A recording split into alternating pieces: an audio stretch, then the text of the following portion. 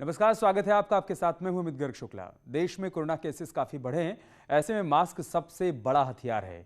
हम आपसे बार बार अपील करते हैं कि आप मास्क पहनिए। इसको लेकर न्यूज़ 18 ने एक मुहिम भी शुरू की है, #मास्क पहनो इंडिया। आप खुद से प्रण लीजिए कि जब तक ये महामारी है आप मास्क नहीं उतारेंगे।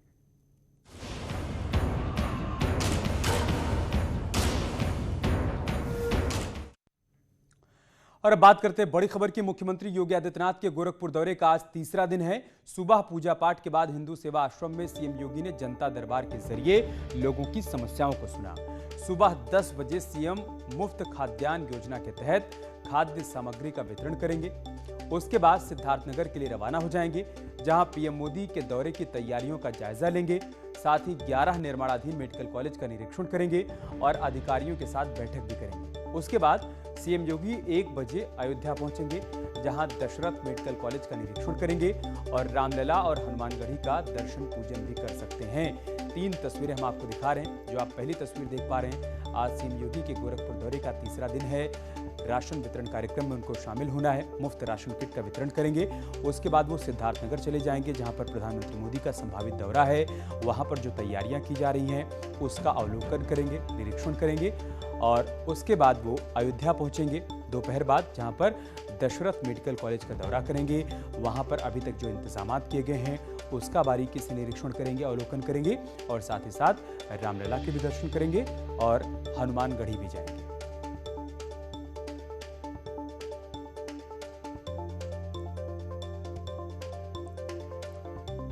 तो आज दिन भर सीएम योगी के एक के बाद एक कई कार्यक्रम हैं। बहुत व्यस्त दिन है आज उनके लिए। दौरे की शुरुआत, गोरखपुर दौरे के तीसरे दिन की जो उनकी शुरुआत हुई है वो जनता दरबार कार्यक्रम के जरिए हुई है, जहां पर न सिर्फ गोरखपुर के बल्कि गोरखपुर के आसपास के ज़िले के लोग भी पहुंचे हुए थे अपने समस्याओं को लेकर, शिकायतों को लेकर, ताकि उसका समाधान हो सके। सीएम योगी ने सभी से यहाँ पर बातचीत की, उनके शिकायती पत्रों को लिया, अधिकारियों को निर्देशित किया कि समस्याओं का निस्तारण हो। और जो आप दूसरी तस्वीर देख पा रहे हैं वो सिद्धार्थनगर की है। आज यहाँ पर भी सीएम योगी को पहुँचना है, क्योंकि प्रधानमंत्री मोदी का संभावित दौरा है। यहीं से वो मेडिकल कॉलेज की सौगात देने वाले हैं। न सिर्फ सिद्धार्थनगर को बल्कि 9 मेडिकल कॉलेज का एक साथ वर्चुअल लोकार्पण होना है। उससे पहले सीएम योगी यहाँ पर पहुँच रहे हैं तैयारियों का जायजा लेने के लिए। और दोपहर बाद जैसा कि हमने आपको बताया कि सीएम योगी अयोध्या भी जाएंगे। फिलहाल रामगोपाल द्विवेदी हमारे साथ गोरखपुर से जुड़ चुके हैं, हम उनके पास चलते हैं। रामगोपाल, वहां से क्या अपडेट, क्या जानकारी है सीएम के आज के पूरे कार्यक्रम के बारे में? वहां से कितने बजे वो सिद्धार्थनगर के लिए रवाना होंगे?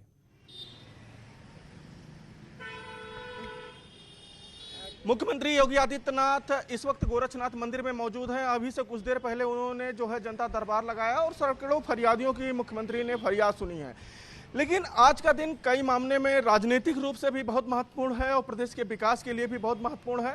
मुख्यमंत्री 10:30 बजे जो है सिद्धार्थनगर के लिए गोरखपुर से रवाना होंगे। चूंकि 30 तारीख को प्रधानमंत्री नरेंद्र मोदी का सिद्धार्थनगर में प्रस्तावित दौरा है और इस दौरान जो प्रधानमंत्री नरेंद्र मोदी जितने भी मेडिकल कॉलेज का उद्घाटन 9 के करेंगे वो उत्तर प्रदेश के पिछड़े जिलों में शामिल में करेंगे। और पूर्वांचल में जो उत्तर प्रदेश के सबसे पिछड़े जिलों में से एक सिद्धार्थनगर का नाम आता था, उसमें भी मेडिकल कॉलेज बन गया है, उसका भी लोकार्पण प्रधानमंत्री करेंगे। इसी के साथ देवरिया में भी लोकार्पण। तो एक संदेश देने की कोशिश होगी योगी सरकार की, बीजेपी सरकार की, कि किस तरीके से उत्तर प्रदेश का विकास हो रहा है और उत्तर प्रदेश में जो पिछड़े जिले कभी माने जाते थे उनमें तेजी से विकास के काम हो रहे हैं। उसका जायजा आज मुख्यमंत्री योगी आदित्यनाथ प्रधानमंत्री के पहुंचने से पहले लेंगे। और दूसरी जो सबसे महत्वपूर्ण दौरा मुख्यमंत्री योगी आदित्यनाथ का है वो दोपहर 12:30-1 बजे के करीब वो अयोध्या के लिए रवाना होंगे और अयोध्या के विकास कार्यों का वहां पे जायजा लेंगे, अयोध्या के दर्शन पूजन करेंगे। चूंकि अगस्त के महीने में राष्ट्रपति का संभावित दौरा है गोरखपुर और अयोध्या का, तो गोरखपुर दौरे को लेकर उन्होंने अधिकारियों को दिशा निर्देश यहाँ की बैठक में दे दिए हैं। लेकिन अब चूंकि अयोध्या भी जा रहे हैं तो अयोध्या भी राष्ट्रपति को आना है, तो उसके मद्देनजर वहां पे अधिकारियों को दिशा निर्देश देंगे। इसी के साथ जो विकास कार्य हैं उसकी भी समीक्षा बैठक करेंगे। और चूंकि प्रधानमंत्री बगल के ही है, सिद्धार्थनगर में 30 तारीख को आएंगे, तो एक बड़ा संदेश वो अवध और पूर्वांचल के लोगों को देंगे। तो एक सियासी समीकरण भी 2022 के लिए साधने की कोशिश है और मुख्यमंत्री का यह दौरा इस मामले में, इस मायने में भी बेहद महत्वपूर्ण है आज का। इसको मिशन पूर्वांचल के तहत भी देख सकते हैं क्या रामगोपाल? क्योंकि अभी प्रधानमंत्री मोदी ने वाराणसी का दौरा किया, अब वो सिद्धार्थनगर जाएंगे और 9 मेडिकल कॉलेज जिनका की वर्चुअल लोकार्पण होना है वो भी अधिकतर पूर्वांचल में ही हैं। तो मिशन पूर्वांचल के तहत भी इसको देखा जा सकता है क्या 2022 के लिहाज से? बिल्कुल, मिशन पूर्वांचल के लिए भी देखा जा सकता है, लेकिन अगर भाजपा के जो संगठन क्षेत्र है उसमें गोरखपुर क्षेत्र और अवध क्षेत्र, गोरखपुर क्षेत्र के बस्ती मंडल और गोरखपुर मंडल के 7 जिले और अवध क्षेत्र का जो देवीपाटन मंडल है उसमें बलरामपुर, श्रावस्ती और गोंडा जैसे जिले हैं और साथ ही अयोध्या, कुल मिला के 100 विधानसभा क्षेत्रों के लिए ये जो रैली हो रही है ये बेहद महत्वपूर्ण होगी। और मुख्यमंत्री विकास कार्यों के साथ साथ 2 चीजों पे विशेष फोकस करेंगे। एक तो जो सिद्धार्थनगर है वो भगवान बुद्ध की क्रीड़ा स्थली है और इस देश में बहुत बड़ी आबादी ऐसी है जो भगवान बुद्ध को अपना भगवान मानती है, उनका आराध्य मानती है, उनका पूजन करती है। तो उस क्रीड़ा स्थली से न सिर्फ भगवान बुद्ध के अनुयायियों को प्रधानमंत्री मोदी और मुख्यमंत्री योगी साधने की कोशिश करेंगे, बल्कि उसी सिद्धार्थनगर से सटा हुआ अवध का क्षेत्र है जहां पे जो है भगवान श्री राम पैदा हुए, बस्ती का वो मखौड़ा धाम है जहां पे प्रतिष्ठित यज्ञ हुआ, वहीं पे बगल में उनकी गायें चरती थी सरयू के किनारे। ठीक है रामगोपाल, आज के पूरे कार्यक्रम पर आप नजर बनाए रखिएगा, हम आपके पास आएंगे अपडेट के लिए। शुक्रिया आपका हमारे साथ जुड़ने के लिए और जानकारी हम तक पहुंचाने के लिए। खबर मथुरा से, जहां पर हाईवे पर टोल को लेकर हंगामा हुआ है। बीजेपी विधायक ने टोल फ्री करवा दिया है। 20 मिनट तक गाड़ियां वहां से बगैर टोल टैक्स चुकाए गुजरती रहीं। बीजेपी विधायक पूरण प्रकाश का आरोप है कि टोल पर गाड़ियों की लंबी लाइन लग जाती है, जिससे लोगों को दिक्कतें पेश आती हैं। विधायक पूरण प्रकाश का थप्पड़ मारते वीडियो वायरल हो रहा है। गाड़ियों की लंबी लाइन और एम्बुलेंस फंसे होने की वजह से विधायक का पारा गर्म हुआ। वहीं टोल प्रबंधन ने बीजेपी एमएलए के आरोपों को गलत बताया है। हंगामे की वजह से टोल को करीब 10,000 रुपए का नुकसान भी हुआ है। ये तस्वीरें आप देख पा रहे हैं मथुरा की, जहां पर हाईवे पर हंगामा देखने को मिला है। देखिए, बीजेपी के विधायक हैं, वो यहाँ पर टोल कर्मी को थप्पड़ मारते हुए नजर आ रहे हैं। हालांकि विधायक जी की दलील है कि यहाँ पर टोल की वजह से लंबा जाम लग जाता है, लोगों को परेशानियाँ होती हैं, एम्बुलेंस भी उसमें फंस गई थी, लिहाजा उन्होंने यहाँ पर जाकर पहले बातचीत की, टोल को कुछ देर के लिए फ्री करने के लिए कहा, लेकिन जब बात नहीं बनी तो देखिए कैसे विधायक जी का पारा चढ़ गया और वो यहाँ पर टोल कर्मी को थप्पड़ मारते हुए नजर आ रहे।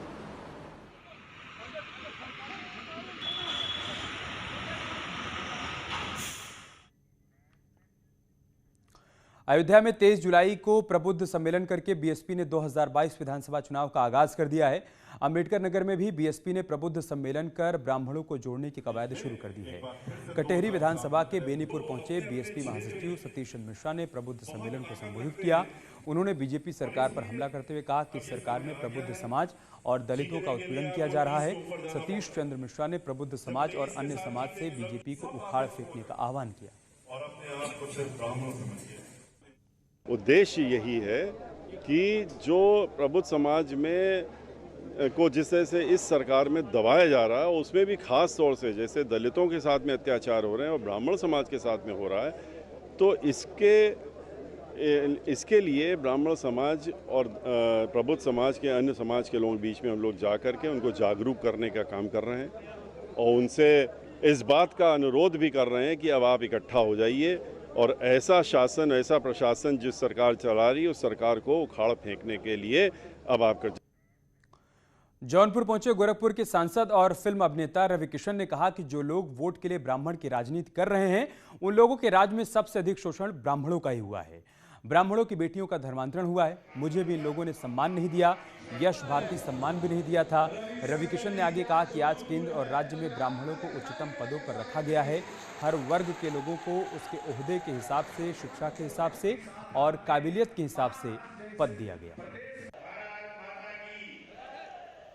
ब्राह्मण की जो राजनीति कर रहे हैं, ये लोग भूल गए कि इनकी सरकार जब थी, सबसे ज़्यादा अगर शोषण हुआ है और सबसे ज़्यादा धर्मांतरण हुआ है वो ब्राह्मण की बेटी का हुआ। इसका जवाब है इनके पास।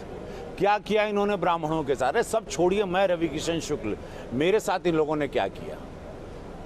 1 लाख लोगों को रोजगार भोजपुरी सिनेमा के माध्यम से दिया। कभी इनकी सरकार में मुझे सम्मान मिला? और एक बड़ी खबर झांसी से है। गुरसराय के जंगलों में पुलिस के बदमाशों के साथ मुठभेड़ हो गई है। इस दौरान 2 बदमाशों के पैर में गोली लगी है। घायल बदमाशों को अस्पताल में भर्ती करवाया गया है। बदमाशों के पास से लूट के 74,000 रुपये बरामद किए गए हैं। कल इन्होंने 75,000 रुपये की लूट की वारदात को अंजाम दिया था और आज पुलिस ने घेराबंदी कर इन बदमाशों को गिरफ्तार किया है और साथ इनके पास से 74,000 रुपये की नकदी बरामद की गई है।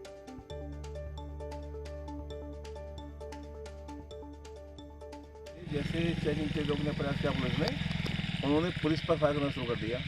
पुलिस ने भी अपने बचाव में अपने को बचाते हुए फायर किया तो 2 बदमाशों गोली लगी पैर में। 2 बदमाश पुलिस ने भाग के पकड़ लिया उनको। जब बदमाश के पास तलाश ली गई तो बदमाश के पास से कोई पैसा बरामद हुआ है, लैपटॉप बरामद हुआ है और अन्य सामान बरामद हुआ है और उनके पास से जो मोटरसाइकिल है वो बरामद है और 2 तमंचा बरामद है। पोर्न फिल्म बनाने के आरोप में गिरफ्तार किए गए बिजनेसमैन राज कुंद्रा का कानपुर कनेक्शन सामने आया है। कुंद्रा की कंपनी कानपुर की 2 युवतियों के अकाउंट में पैसे डालती थी। मुंबई क्राइम ब्रांच ने अकाउंट को सीज करवा दिया है। मुंबई क्राइम ब्रांच की तरफ से अब जो कार्रवाई की जा रही है उसके बारे में बताया जा रहा है कि तमाम कड़ियों को जोड़ा जा रहा है ताकि इस पूरे मामले में जो और लोग शामिल हैं उनको भी पकड़ा जा सके, उन तक भी क्राइम ब्रांच की टीम पहुंच पाए। बताया जा रहा है कि क्राइम ब्रांच की एक टीम ने कानपुर में डेरा भी डाल दिया है। पोर्न फिल्म बनाने के आरोप में शिल्पा शेट्टी के पति राज कुंद्रा समेत 11 लोग गिरफ्तार किए गए हैं।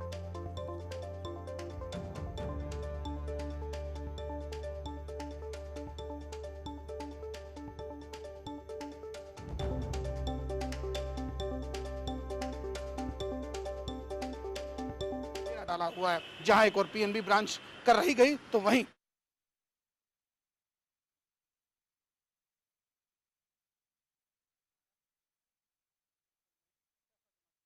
अगर हम हर्षिता की बात करें तो हर्षिता के खाते में 2 करोड़ 32 लाख रुपया करीब आया। तो वहीं नम्रता जिसके स्टेट बैंक के खाते की बात की जाए तो उसमें भी लगभग 5.5 लाख 59,000 रुपया जमा हुआ है। यानी इन दोनों युवतियों के खाते में पैसा कैसे आया, फिलहाल मुंबई पुलिस की टीम ने यहां ब्रांच से संपर्क करके इन अकाउंट्स को सील कर दिया गया है, जिसके बाद से दोनों युवतियां कानपुर से गायब हैं।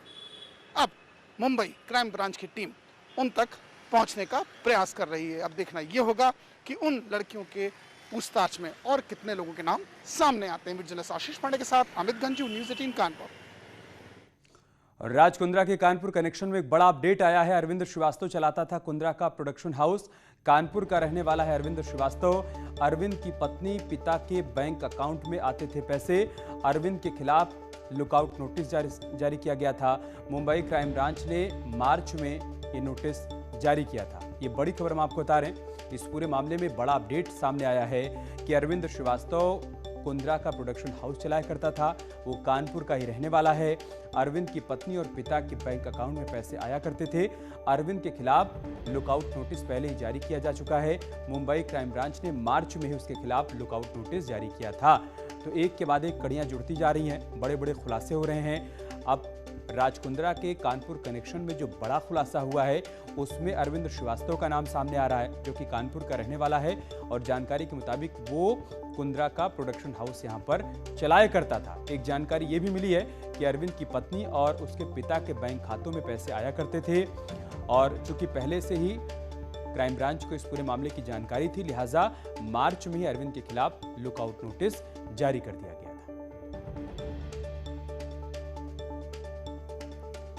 तो अरविंद श्रीवास्तव का नाम सामने आ रहा है। कानपुर का रहने वाला वो शख्स है।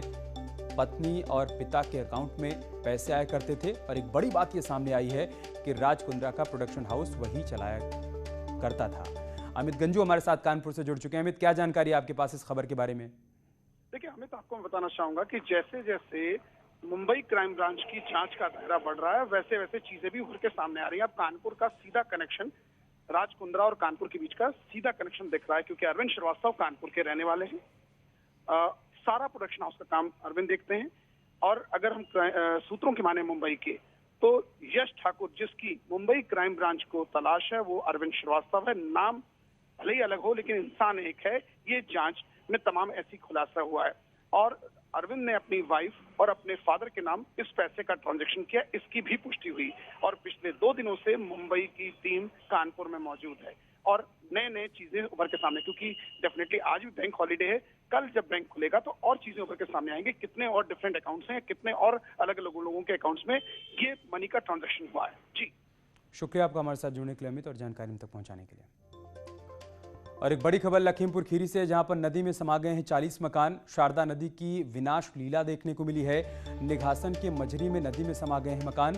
सरकार से ग्रामीणों ने गुहार लगाई है, मदद की गुहार लगा रहे हैं ग्रामीण। लेकिन तस्वीरें आप देखिए जो लखीमपुर खीरी से आई हैं, 50-40 मकान बताया जा रहा है कि यहाँ पर नदी में समा गए हैं। शारदा नदी की विनाश लीला यहाँ पर देखने को मिली है। निघासन के मझरी में नदी में समा गए हैं सभी मकान। ग्रामीण परेशान हैं, अब वो प्रशासन से मदद की गुहार लगा रहे हैं।